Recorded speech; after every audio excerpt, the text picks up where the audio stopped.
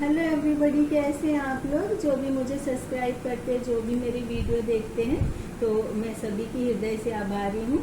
तो आज श्रावण मास का आखिरी सोमवार था। तो इस बार सोमवार 2 महीने का पड़ा था। तो इस बार 8 सोमवार के व्रत थे। तो कोई व्रत करते थे, तो कोई जलाभिषेक करते थे। तो सबकी अपनी आस्था का, पूजा का अलग अलग ढंग होता है।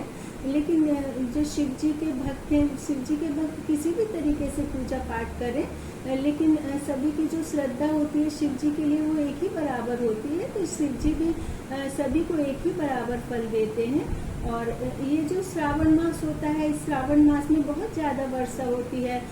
तो जिस तरह से हमारे विश्व को बचाने के लिए शिव जी ने विषपान किया था, तो वर्षा इसलिए नहीं होती है कि विषपान करने की वजह से जो उनका शरीर है वो बहुत ज़्यादा तपिश हो गई थी, और इसलिए ही वर्षा होती है बहुत ज़्यादा। जलाभिषेक भी इसलिए ही किया जाता है।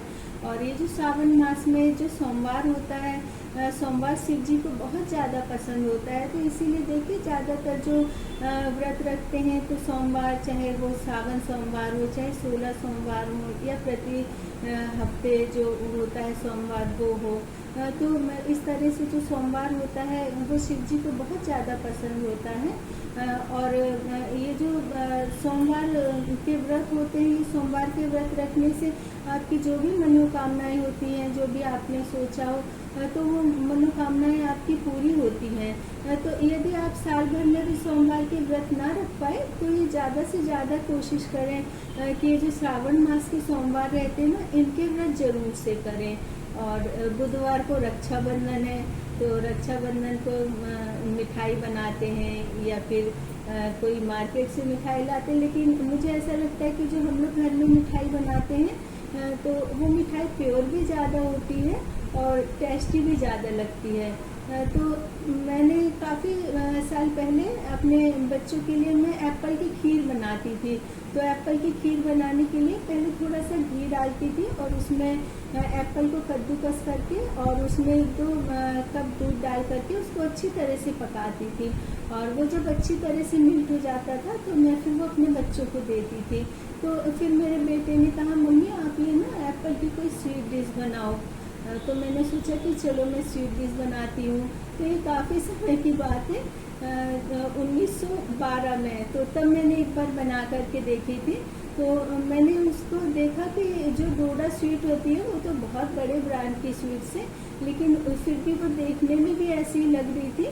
और जब मेरे बच्चों ने खाया तो वो खाने में भी ऐसी लग रही थी। लेकिन मैंने जो डोडा स्वीट्स है उसकी मेथड बिल्कुल भी नहीं देखी। और मुझे थोड़ा बहुत कुछ पता है कि जो डोडा स्वीट्स है वो पंजाब में बनाई गई थी 1912 से भी पहले, जबकि हमारा भारत आज़ाद नहीं हुआ था, उससे भी पहले ही बनाई गई थी। और उसको बनाने के लिए मुझे थोड़ा सा ऐसा लग रहा था कि उसमें दूध और गेहूं को शायद भिगो करके या बॉईल करके किसी तरह से उसको गेहूं को डाला, और चीनी डाली थी, और उसमें चोको पाउडर डाला था, घी डाला था, और थोड़ा बहुत कलर भी डाला था। तो मैं उस रेसिपी से तो बिल्कुल भी नहीं बनाऊंगी, क्योंकि मुझे उसका बिल्कुल भी आइडिया नहीं है। तो मैं थोड़ा अलग तरीके से बनाऊंगी। तो आप किचन में चल के देखिए।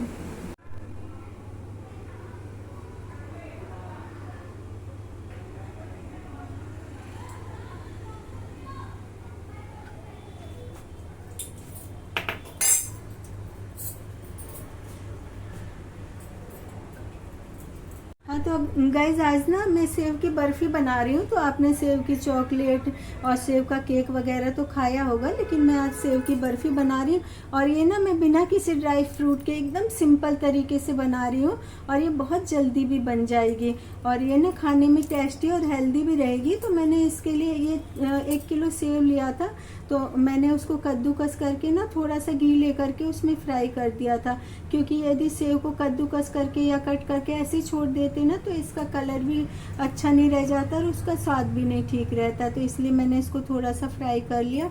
और मैंने ये नारियल का पाउडर लिया 1 पाव, और मैंने ये ना थोड़ा सा घी लिया है, क्योंकि इसमें घी डालने से शाइनिंग आ जाएगी। और ये मैंने थोड़ा सा हॉर्लिक्स लिया है चॉकलेट वाला। आप चाहे तो चोको पाउडर भी डाल सकते हैं, लेकिन ये जो हॉर्लिक्स होता है ना, ये ज़्यादा हेल्दी भी रहता है और टेस्टी भी रहता है। और मैंने इसका पाउडर नहीं बनाया क्योंकि ये अपने आप से ही मिक्स हो जाएगा।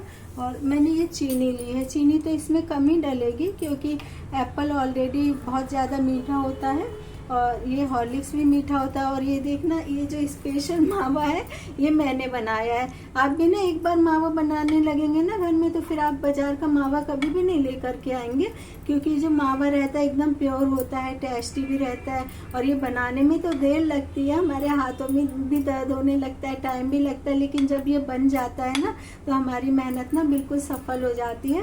तो अब मैं ना गैस ऑन करती हूँ। देखो ये कढ़ाई गरम हो गई है और इसमें मैं ये 2 चम्मच भर के मैं इसमें ये घी डाल दूंगी। और अब ये घी थोड़ा सा गरम हो जाए, इसको कोई इतना भी ज़्यादा गरम नहीं करना है। और अब ये हल्का सा गरम हो गया है तो अब मैंने ये जो सेव को कद्दूकस करके रखा था अब इसको डाल दूँगी। अब गैस को मैं स्लो कर लूँगी क्योंकि गैस मैंने तेज़ करके रखी थी। और अब इसको मैं हल्का सा फ्राई कर लूँगी। अब इसमें ना घी इसलिए डालते क्योंकि देखिए ये घी डालने से ना इसमें एकदम शाइनिंग आ जाती है और इसका टेस्ट भी बहुत अच्छा आता है। और अभी तो इसका बनना भी शुरू नहीं हुआ है, इसकी इतनी बढ़िया खुशबू आ रही है कि मुझे लग रहा है कि मेरे पड़ोसी आकर के ना पूछने लग जाए कि क्या बना रही हो। और अब ना मैं इसमें ये जो मैंने ये नारियल पाउडर लिया है ना, इसको धीरे धीरे करके मिक्स करूँगी। अब इसमें ना मैं ये चीनी डाल दूंगी। चाहती तो मैं चीनी का पाउडर भी डाल सकती थी या बूरा भी डाल सकती थी, लेकिन मैंने इसमें चीनी इसलिए डाला है क्योंकि चीनी की वजह से ना इसमें शाइनिंग आ जाएगी बहुत ज़्यादा। और अब ये धीरे धीरे करके ना चीनी इसमें मिक्स हो जाएगी, उसके बाद मैं और इंग्रेडिएंट्स डालूंगी इसमें। अब देखिए इसमें ना चीनी एकदम अच्छी तरह से मिक्स हो गई है। तो अब मैं ना इसमें ये धीरे धीरे करके जो मैंने मावा बनाया था ना उसको डालूंगी। और ये मावा को एक्स्ट्रा में पकाना भी नहीं पड़ता है क्योंकि ये घर में बनाओ तो देखना इसका कलर कैसे चेंज हो जाता है। और जो मावा हम मार्केट से लेकर के आते हैं उसका कलर भी एकदम अलग रहता है, क्योंकि जो ज़्यादातर मावा मिलता है ना बाज़ार में, जहाँ की जो फेमस मिठाइयाँ हैं मावे की, वहाँ के बारे में भी मैंने यही सुना है कि वहाँ भी ना सिंथेटिक मावा ही मिलता है। तो अब मैं इसको ना मिक्स कर दूँगी। अब ये देखिए इसमें ना मावा एकदम मिक्स हो गया है, चीनी भी मिक्स हो गई है और नारियल पाउडर भी मिक्स हो गया है। तो अब ना ये जो हॉर्लिक्स का पाउडर है अब मैं इसमें ये मिक्स करूँगी, तो इससे ना एकदम कलर भी चेंज हो जाएगा। वो जो खाने वाला कलर होता है ना, मैं कोई भी मिठाई बनाती हूँ तो कभी भी नहीं डालती उसमें, क्योंकि उससे ना कलर तो सही हो जाता है लेकिन एक तो वो सेहत के लिए भी नुकसान करती है और उसका ना स्वाद भी बिल्कुल नहीं अच्छा लगता है। थोड़ी देर चलाते रहेंगे और गैस भी मैंने सिम पर रखी है और मैंने इसमें हॉर्लिक्स भी डाल दिया है और इसको 10-15 मिनट तक इसी तरह से थोड़ी थोड़ी देर में चलाते रहेंगे। और इसको आप चाहे तो ढककर भी रख सकते हैं, लेकिन ध्यान रखना पड़ेगा कि कहीं ये जल ना जाए, क्योंकि इसमें जो मावा और हॉर्लिक्स है ये बहुत जल्दी जल जाते हैं। अब देखिए ये कढ़ाई से अलग होने लगा है, अब इसको सिर्फ 5 मिनट लगेगा।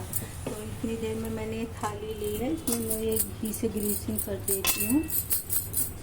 देखिए बन करके तैयार हो गया। ये जब एकदम कढ़ाई से हटने लगे ना, बहुत ज़्यादा टाइटली लगने लगे चलाने में, तो ये बन करके अब बर्फ़ी के लिए एकदम तैयार है। तो मैंने ये थाली में ग्रीसिंग करके रखी है, तो अब इस थाली में मैं इसको रख दूँगी।